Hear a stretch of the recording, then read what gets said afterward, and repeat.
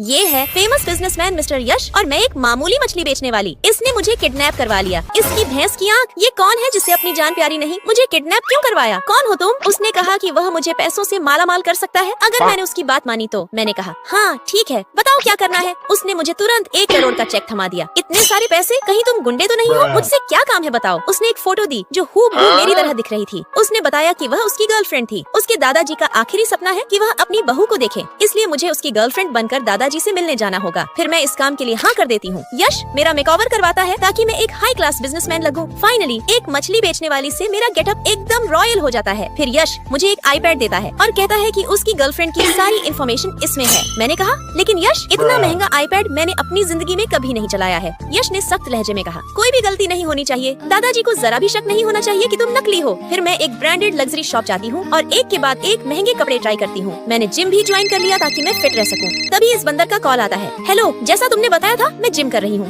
बोलो क्या बात है। उसने कहा मैं देखने आ रहा हूँ कि तुमने कितना वेट लॉस किया है। इसकी भैंस की, मर गई मैं तो आराम कर रही थी। मैंने जल्दी से अपने चेहरे और शरीर पर पानी डाल लिया ताकि उसे लगे कि मैं पसीने से तरबतर हूँ। तभी ये बंदर आ गया। अरे यार, मैं तो पूरा थक गई हूँ, पसीना भी बहुत आ रहा है। उसने आकर पूछा कितनी देर से वर्कआउट कर रही हो? मैंने कहा मैं लगभग 2 घंटे से लगातार जिम कर रही हूँ। सच्ची? भूख भी बहुत लगी है, क्या लेकर आए हो? तभी उसने मेरी स्मार्ट वॉच देखी और मेरा झूठ पकड़ा गया, इसकी भैंस की। उसके बाद मैं अच्छे से तैयार होकर यश के साथ उसके दादाजी से मिलने जाती हूँ। तभी चलते चलते मेरी हील्स फंस जाती हैं और मैं सीधे यश के ऊपर गिर जाती हूँ। यश मुझे कसकर पकड़ लेता है और हम दोनों की नजरें एक दूसरे से टकरा जाती हैं। उस पल हम दोनों एक दूसरे की आंखों में खो जाते हैं। फिर यश शर्मा जाता है और वहाँ से चला जाता है। यार, ये खड़ूस होने के साथ साथ काफी कूल भी है। फिर मैं दादाजी के पास जाती हूँ। दादाजी कैसे हैं आप? चलिए हम बाहर कहीं घूमने चलते हैं। मैं दादाजी को लेकर बाहर घूमने जाती हूँ और यश मुझे छुपकर देख रहा था। धीरे धीरे मुझे भी वह पसंद आने लगा है। दोस्तों, कहानी आगे और भी इंटरेस्टिंग होने वाली है। अगर आप अगला पार्ट देखना चाहते हैं तो लाइक और सब्सक्राइब करके कमेंट में लाल दिल भेजो।